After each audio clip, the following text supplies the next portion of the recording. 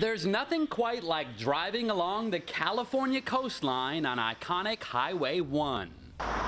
But drivers are getting a rude welcome when they reach the southern part of the tourist town of Big Sur. The only bridge leading in is out. We were trying to just drive down the coast back to San Diego. Heard that Big Sur was a really cool park to drive through, very scenic. We were just a little disappointed. The PFEIFFER Canyon Bridge partially collapsed last month after storms caused a major mudslide. This big landmass, which goes up the hill, is sliding down this canyon. Talking to other bridge people around the state, they've never seen this type of failure. An actual column being displaced a few feet, causing the bridge to fall. That's kind of unheard of. After the crews demolish the bridge, engineers say it'll take at least 9 months to build a new one. The main way to cross the canyon now is in one of these.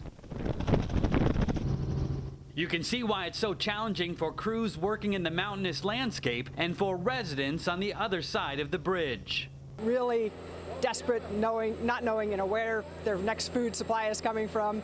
So there's been that, and then there's been the fact that the road is closed and there's about 400 of us stuck in this section. While almost all the hotels, restaurants, and state parks on the south side of the bridge are closed, the Big Sur Deli and adjacent tap room remain open. The owner had to lay off employees and makes multiple 6-hour round-trip drives a week to keep the shelves stocked. It's for the locals. In the bad times, you got to try to come through for the people that come through for you all the time. Perhaps the one group taking this all in stride are the 12 monks living in this mountaintop monastery. Despite losing their main income source, visitors staying at their remote retreat. Our fundamental choice is still to be monks, so we didn't come to this life because it was going to be easy.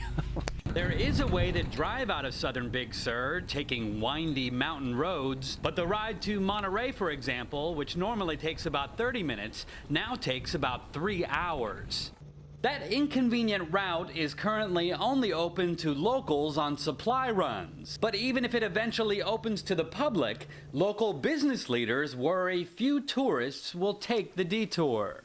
We as a community simply will not survive in any way that is recognizable without a timely rebuilding of that bridge. Community leaders say they need a state disaster declaration to help save local businesses and to bridge the gap between solitude and salvation. Haven Daily, Associated Press, Big Sur, California.